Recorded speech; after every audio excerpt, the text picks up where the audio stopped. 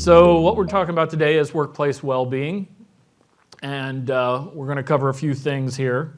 Foundational elements, what do you need to get a program going? So while we, from a foundational perspective, will speak to this as someone who may not have a program in place, many of these elements are applicable to people who have programs that can kind of use them as they mature them through the process.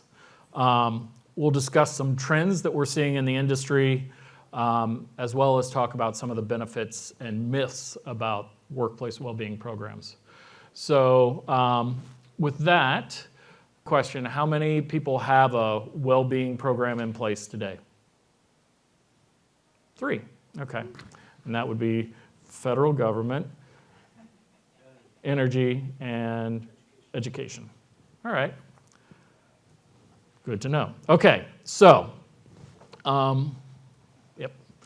So again, sort of what I said before, we're going to address some of the key elements as a starting point, but these are also elements that as you go through your program, they're good reminders to kind of a continuous improvement process, move those things along, and maybe you've got all of these things in place, maybe they'll spark a few new ideas, right?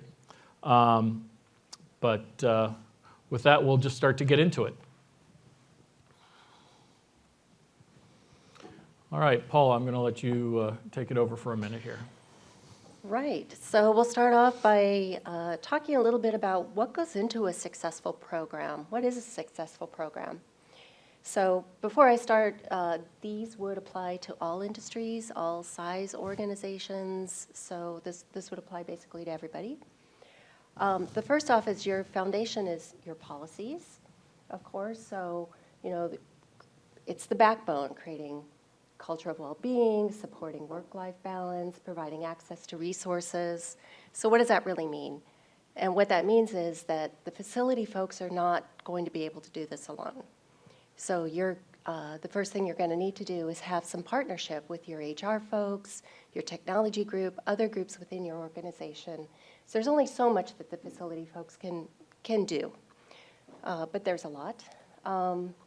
What are some policy examples? So all of you probably have a health and safety policy in place, and that's a good start. But other things you might want to consider as applicable to your organization is maybe mental health and well-being policies that not a lot of organizations have.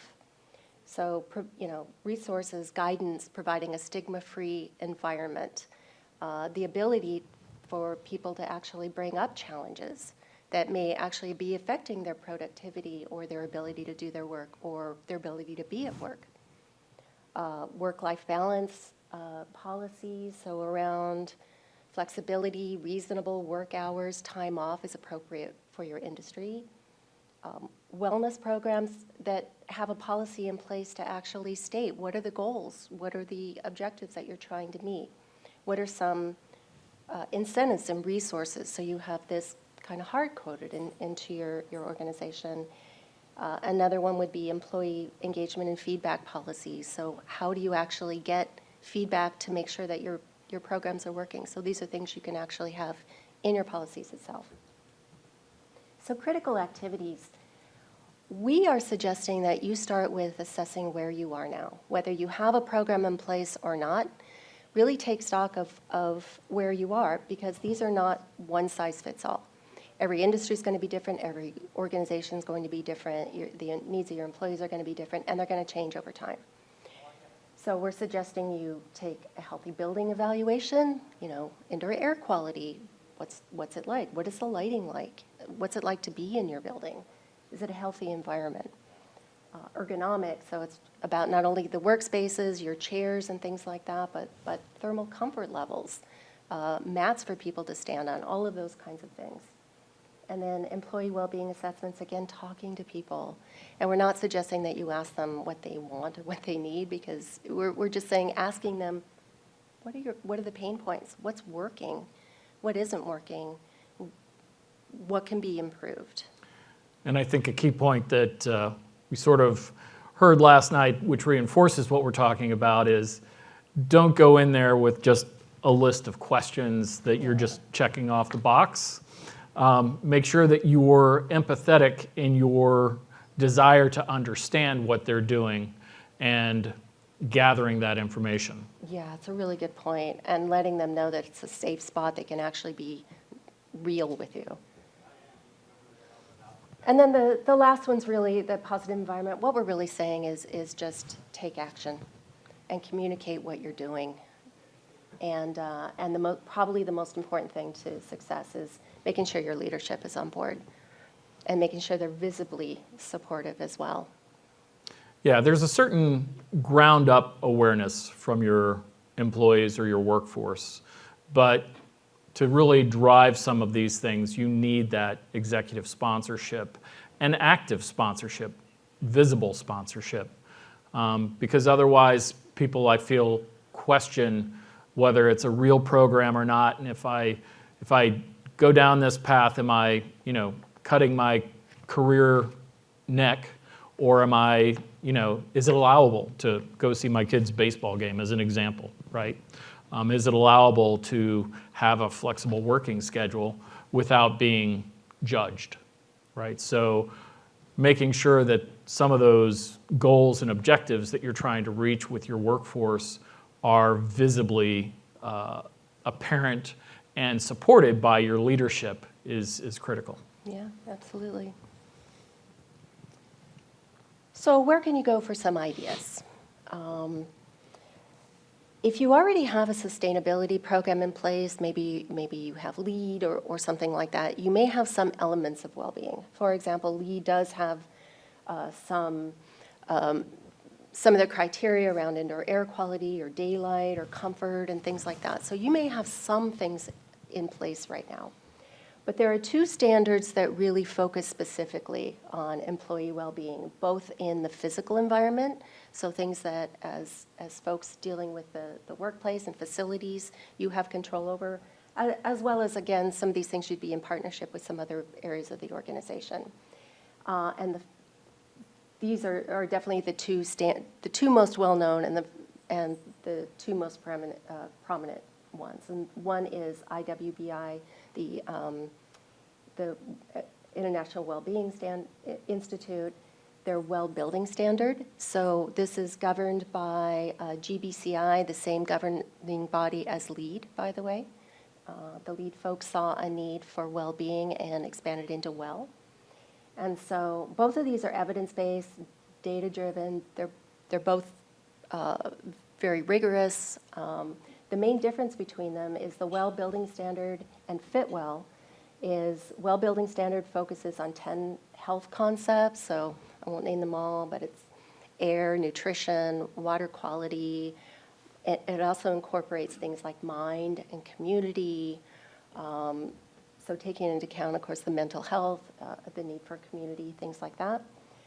FitWell has a lot more flexibility, so it's more things, a little bit more on the location, so things like, the location, building access, outdoor spaces, things like that. A lot of people ask which ones I should do. We're not here to recommend what you should do, but and I would encourage you to look into the differences between them, but some of the main differences between them are the well building standard is a lot more structured, a lot more rigorous. If you're already doing LEAD, there's some crossover, there's some benefits there. It may be in some ways a little more appropriate for larger organizations that have more resources to put this into place because it is so structured and so rigorous. There's a minimum in each of the categories you have to meet. But if you do this, it goes a long way. People recognize, well, you can put a nice sticker on your door. And people know what this is. FitWell is a lot more flexible. So there's a list of criteria, a point system that you can actually choose from. And it's a lot more flexible. Some smaller organizations find this to be easier to integrate with.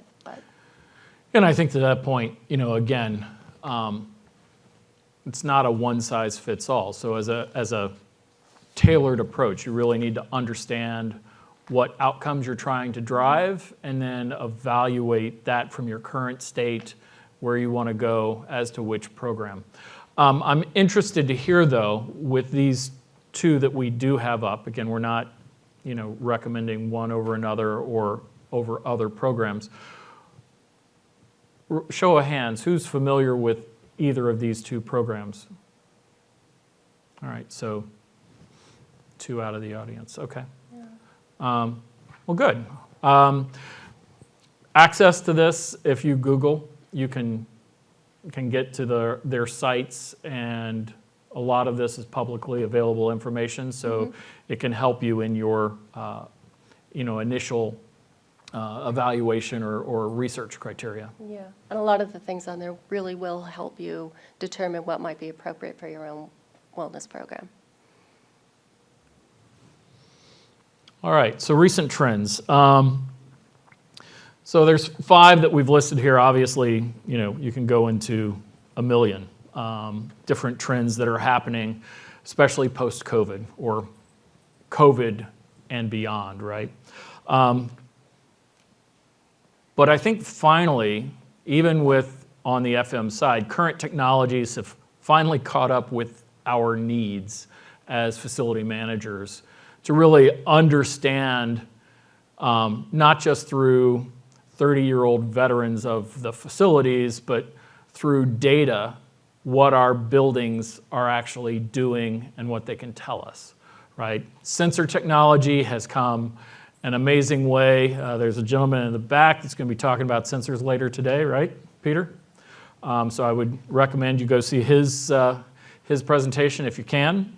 But these have been developed both inside for our industry, but I'd also encourage you to look beyond our industry, because there are things that are happening in other areas that we can take that information and then apply it to our use cases. So I always encourage people to look at events that are happening beyond. I mean, take ChatGPT as a for instance. It started in other areas, but we're now just really discovering the variety of use cases that we can leverage within our own industry. Personalized programs, thinking about things like fitness apps, mental wellness apps, financial apps, all to help shape a improved person on the outside. So when you think about your workforce, you've got concerns that are happening from the 9 to 5 aspect, but there are so many things that are happening environmentally around that person that will affect that 9 to 5 capability. So when we talk about this holistic approach or tying in HR and other organizations as part of your approach, you want to be able to tie in that holistic approach to those people so that they can feel empowered and be more productive in the workplace and feel better when they're outside of the workplace. I mentioned the holistic approach. Obviously, at COVID, we've had the whole aspect of really forcing upon a lot of us new capabilities and technologies in a very short period of time. And granted, for that short period of time, the adoption's been fairly well received, but it still was a major change for a lot of groups. Some groups adopted it faster than others, but it got us to think differently about how we leverage the workplace and how we empower our employees, whether it's a shortened work week or the ability to take off an afternoon to go see a championship football game, right, et cetera. So how do you tie that in and ensure that the work gets done, the employer gets what they need as far as output from those employees, but they also improve that retention of keeping employees. Obviously, we've all had the quiet quitting, loud quitting type of activities, but really tying that back together so that there's more engagement from those employees when they are in the office. And again, it gets back to an idea of culture. And you can't drive culture only from the ground up or only from the top down. It's really got to be that 360-degree viewpoint of tying all of those aspects together, getting that feedback, and then responding to that. All right, so now we're going to kind of switch over a little bit. Just because this is an hour session, we can't hit everything. But we want to hit a few of the benefits and challenges that in some cases are myths as to why they shouldn't implement a well-being program. So we're going to kind of cover both sides of that coin over the next set of slides here. Yeah, we'll start with the first one, which is, okay, improving employee health and happiness. That's kind of the point, right? That should be the first one. And the idea here is these programs work, and in doing just that. So there's a history of that. And the 30-second history of well-being programs in the U.S. is, early 20th century started with safety programs. Realized that's a good idea to start having safety programs and people getting hurt. And that evolved into, in the mid-20th century, really noticing healthcare costs are starting to take off. And you start seeing smoking cessation programs, physical fitness, physical screenings of employees, and starting to notice that this is becoming effective. In the 70s and 80s is where corporate wellness programs actually started taking off and started expanding. And we started seeing even more lowering of healthcare costs and improving of employee health and employee well-being. And actually incorporating things like, especially in the late 20th century and then early this century, more comprehensive elements into it. So starting to add the mental health support, adding stress management, and cultural shifts around that well-being is something that we should be paying attention to in corporations. These programs, again, are participants that are incorporated or are in organizations that have these programs consistently report that their physical fitness goes up, their stress management, they're able to handle stress management, and they have higher job satisfaction. All right. Enhanced productivity and engagement. So a lot of this may sound a little touchy-feely, right? Oh, we're improving health. And people are going to potentially push back and say, can you objectively show me in data, what this really means for my organization? Because a lot of this sort of refers to that soft cost structure versus hard cost. And so there have been a number of studies that are out there. Again, Google is our friend here. You can research a number of these things. One specifically, Journal of Occupational and Environmental Medicine, showed a 66% increase in productivity. So that means that 2/3 improvement in someone's engagement in their job. So they're not just sitting at their desk, they're actually engaged and productively working, which can address, obviously, top-line growth numbers if you're a profit-making organization, or if you're a government organization, getting the job done, being able to satisfy the requirements that are set before you as your job description and outputs. Not to mention, you've got an overall reduction in absenteeism. Through better health programs, you can even reduce your healthcare costs by putting some of these programs in place, because your overall benefits to the employee create a better, more well ecosystem of your workforce and can help reduce overall healthcare costs. So driving bottom line reduced cost as well.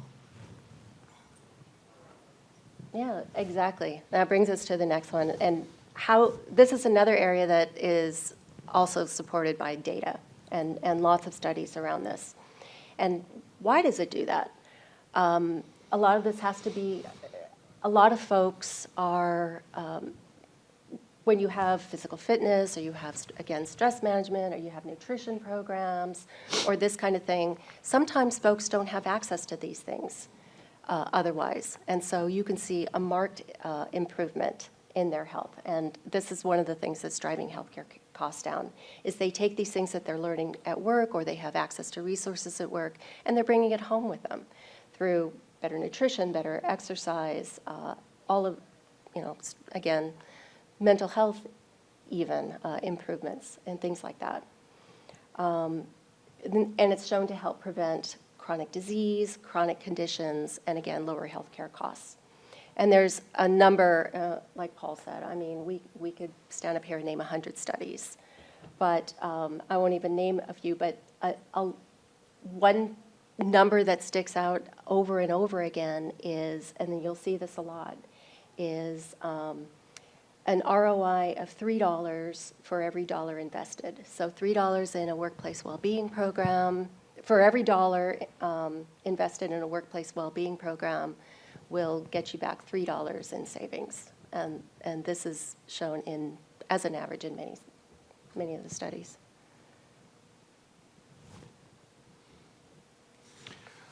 All right. Boosting reputation and attracting talent. I think we've all heard about quiet quitting.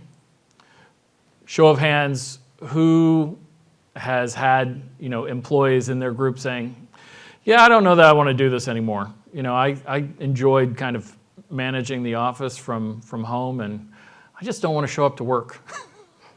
So,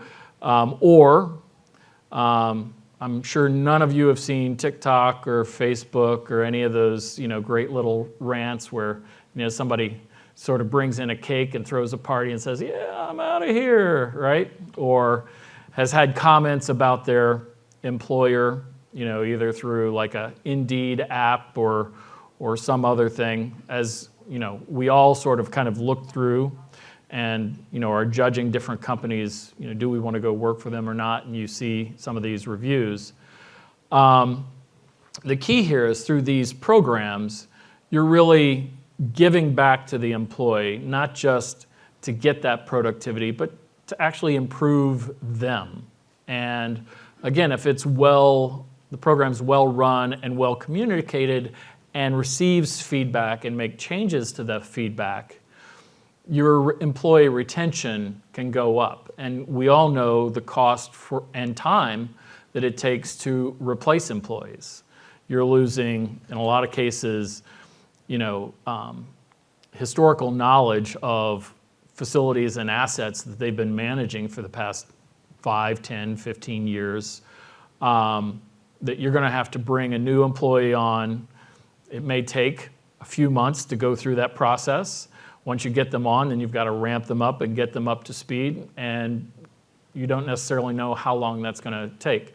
One of the companies that I've worked for in the past, attracting and retaining talent was like one of their number one goals, because their attrition rate was an industry where attrition rates were high. So what could they do to ensure that they got the most benefit to their employees so that employees felt empowered and capable and would want to stay? And so, when we think about brand reputation and retention, wellness plays into this as a major part. All right, myth number 1. Has anybody, show of hands, anybody heard this? Wellness programs are too expensive? Nobody? Oh, that's great. I don't even have to explain the slide. Again, we talk about quiet quitting and everything else. The costs here to replace employees or healthcare costs, improve productivity, they're all, potential factors as to why there's a return on investment to these wellness programs. And it's either cost avoidance or productivity improvement. So you can look at it as bottom line cost reduction or top line growth capability. Yeah, so number 2, it would be interesting to know if anyone has heard that well-being programs could be too time-consuming or too disruptive. And I think similarly to the, to the expense, one thing to acknowledge is they can be. I mean, depending on what you do, they can be expensive or they can be disruptive, but they don't have to be. And one of the things that we're suggesting is go back to your assessment. That's why we keep saying, assess where you are. And look for those, what are the quick wins that you can do? What are the biggest pain points? Where are the biggest needs? You don't have to, put together a well-being program that one of the big tech companies did and think that that's appropriate maybe for your company or something similar. Take a look at what is really needed and try to incorporate things that you can incorporate into the workday, or that may be small investments for a large payoff for the comfort and well-being of your employees.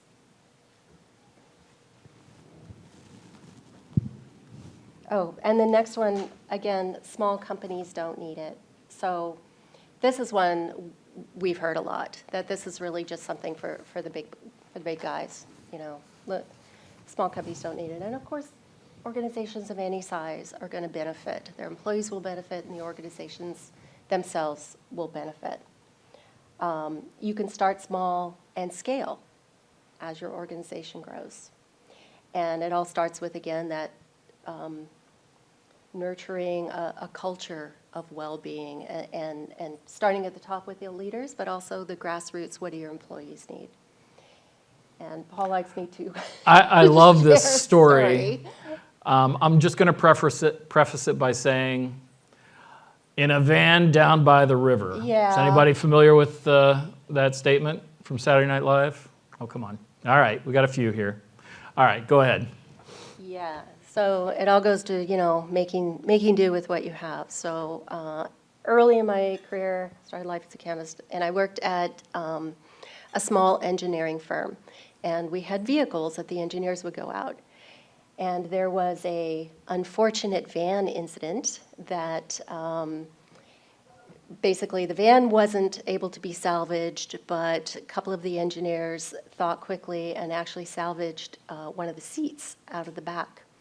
And what we did, because everybody needs a place to recharge and relax, in the warehouse area, we actually set up this van seat with a little screen and a couple of other little things I think we had a plant back there. And that was actually the little recharge space. And it essentially didn't cost anything, so I'm not going to add the cost of the van to that. And the idea here is you make do with what you have. Can you give your employees some place to recharge? For us, it was a stressful work environment and a lot of physical work as well as mental work, and just having that little space to go and be alone meant everything. So there are things you can do based on, again, the needs of your organization. Yeah, I think when you think about the planning and investment side, because you need to budget for all this as well as setting up those objectives, and you may not get that X number of dollars for a budget, but there are still things that can be small and scalable that you can do to get started and show progress and show commitment to your employees that this is where you want to go, and have them help you sort of drive to those outcomes. Mm-hmm. All right, so before we get to the Q&A side, I think this sort of is a decent summary, high level, obviously. But you want to have a comprehensive approach. It's a team event. There is no I in team, right? So you as a facilities manager alone cannot drive the success of these programs. You can help contribute to it, but you really need to work to put the right policies and programs in place, to get the right leadership support and get the right employee feedback. So you've got to think kind of that 360 approach. Proven benefits. I like to go back to the basics, blocking and tackling. SMART goals, right? Specific, measurable, achievable, relevant, and time-based.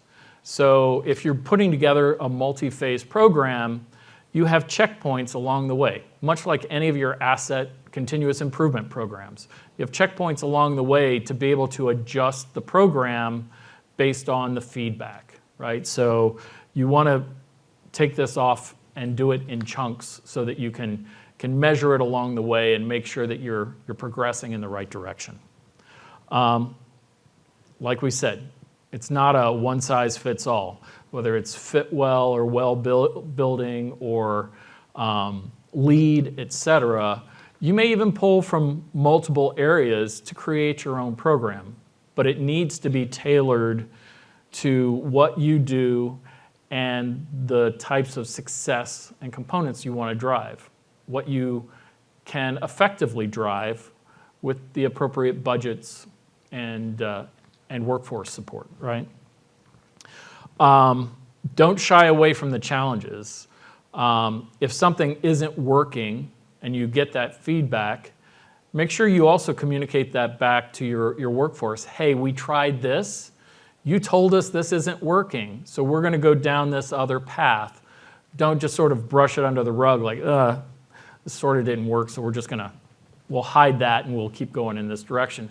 Make sure that you face those challenges head on, because employees will sense when things are being hidden under the rug or aren't working. So you might as well just come out with it, say, yep, we tried this, we're doing it for you, it didn't work. Any other feedback, we'll bring that in and try to adjust it and make something work for you.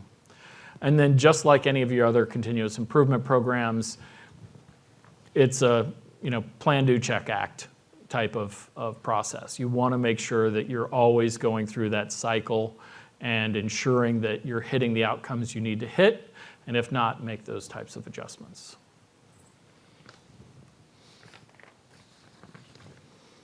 So, whose desk looks like this? Show of hands. Nobody? Oh, well, we got a couple, right? It happens. She acknowledged it.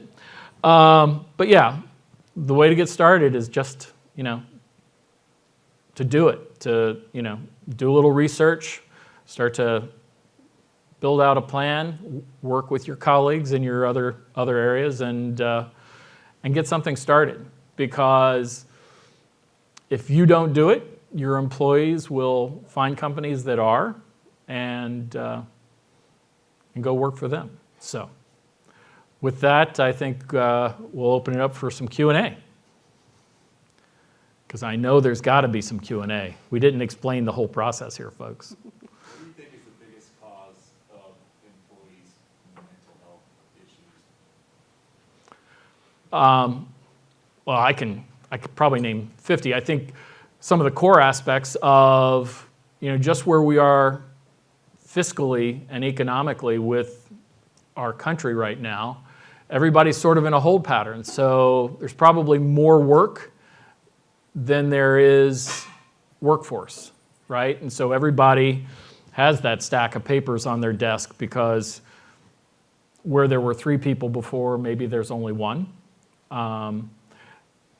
COVID, everybody sort of got into, well, you're not commuting now, so we're going to put 12 hours of work through the day. By the way, we're adding another 50% to your meetings, and still expect you to get to the same types of outputs, but not allowing for people to take breaks or do other aspects. So I mean, those are just 2 at the very top. Go ahead. That was one of the biggest ones. If you have an office type job, is the amount of meetings that have gone up since COVID. That was one of the biggest ones. And one of the recommendations that we've been making, and we made in a couple of organizations, and it's helped, is by not making a 30 and 60-minute meeting, but a 25-minute and a 50-minute meeting, and really trying to stick to it and giving people an opportunity to stand up or go to the bathroom during the day or something. But just even acknowledging that you can't get your work done because there's so many meetings. That was probably the number one thing that we're seeing, even though it tends to be more office jobs. And the second thing that we've been seeing is I think it's very similar and kind of what Paula was saying too, is challenges around work-life balance. And so being able to talk to somebody about, how the stresses of going back to work after being able to work at home, or even if that wasn't true with, with where you are, just that kind of balance is really forefront in people's minds. I think they had the same challenges we all did, like 20 years ago, 30 years ago, but we didn't talk about it as much, and now people are acknowledging it, and it's more prevalent because they realize they can talk about it. Yeah, social help with media, just think about the apps that we have on our phone and access to information that we didn't have even, say, 8 years ago, right? I know there's an app called Fishbowl that we had access to that was like a number of consultants across multiple industries. And it's just amazing when you come up as, consultant 1, consultant 2, you're, anonymous, the questions and the ridicule that comes up. Oh my God, did you see this leader who, gave this speech? It's such, BS because, they're talking about this, and this, and all day long, all we're getting is X, Y, and Z, completely opposite. And so those types of apps and forums are available in multiple industries and give people kind of that open voice, whether it's, a Reddit or in this case it was called Fishbowl, to really open up and let people know how they really think without the repercussions of saying something at the water cooler that then gets back to the boss, and those ramifications. But one way or another, people are going to communicate that, and that gets back to brand reputation, et cetera. So if your organization is in that mindset, you could be putting a lot of things at risk because people are going to talk, whether it's on public forums or some of these private chats, et cetera. Yeah. The only last thing I wanted to jump in on that topic too is the idea of mental health coaches. So some of the programs that are being made to employees actually have this thing that I don't think a lot of people know about. They're actually mental health coaches, and it can help with things like, it's not really a serious depression or something, substance abuse issue or something a little more where you would think of a therapist, but it's more like helping you with stress management and that kind of anger management if you if you hate your boss or something like that's more of a mental health coach. And we're seeing that a lot more prominently as well. Well, and I think a lot of these social platforms have also begun to shape and change the perspective of mental health and some of the stigmas that we had, only just a few years ago that are allowing people to kind of open up with challenges that they're experiencing, whether it's in the workplace or at home, et cetera. And all of those things have an effect, whether it's in the workplace or not, on the workplace, right? So the more of those mental health wellness types of programs and capabilities that you can empower your employees with will ultimately help you in your employees being present and engaged and productive. Yeah, that's a great question. Thanks. Yeah. You got a follow-up over there? Well, I just feel like with the whole COVID thing, it's deep. Acknowledgement is key. Absolutely. That's really what's brewing in a lot of people. Maybe it's just me. No, it is, and it's something that can affect you at work. So it would be a benefit if it's. Any companies like Oh, so, vaccine didn't work that great. Well, again, that gets to potentially public acknowledgement of, let's call it failure, right? And so I think there are a lot of groups that are potentially afraid of the social ramifications from going that far. But that doesn't mean that they can't say, hey, look, we were engaged in a situation that was thrust upon all of us. And via government, industry, pharmacy, we were trying to find solutions to those things. And it was the right answer at the right time. But with time and perspective, we identify that maybe there were other options. But at the time, we had to make a decision, right?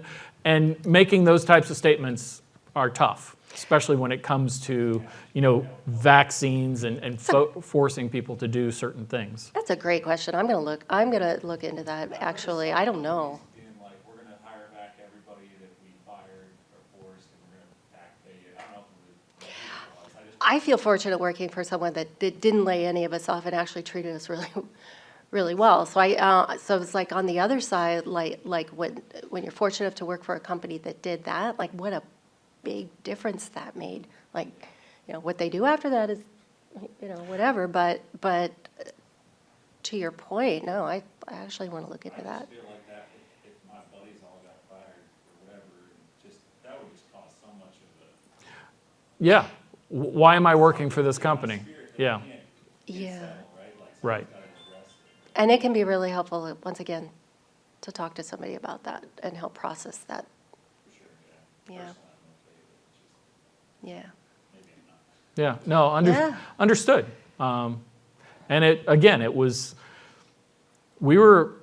I think our country, our world was in a state of panic, especially with the initial death rates and things that were happening that people couldn't control. And when people lose control, that's when, chaos can erupt. And so I think they were trying to find, obviously, some structured way to address it. If nothing else, I love our TSA people, and you hear good and bad stories about the checkpoints and things that get through, but I'm on the road almost every week, and I thank those employees every time I go through because, at least mentally, I feel safe. And that was also probably part of the idea of going through the vaccine process, that people were doing something proactive, right? But yeah, from a mental health perspective, I go through those security things all the time, and it's funny, I do it so much, and I don't have TSA pre-clearance. People laugh at me like, you're the one who should have this, right? But I don't mind taking off my shoes and my belt and throwing everything on that conveyor and sending it through because I know that, they're doing what they can to make us safe in a time where I remember, 9/11 all too well was just crazy and chaotic. So I think that's part of it. But you take that same process and you apply that to other use cases within your industry, and you try to find ways to be supportive and reactive. So. Yeah, thanks. Any other questions? So if we had this presentation again and did a 2.0, show of hands, who would attend? And we won't take any offense for those who don't. That's 85%. I'll take that. The advanced class? I appreciate that.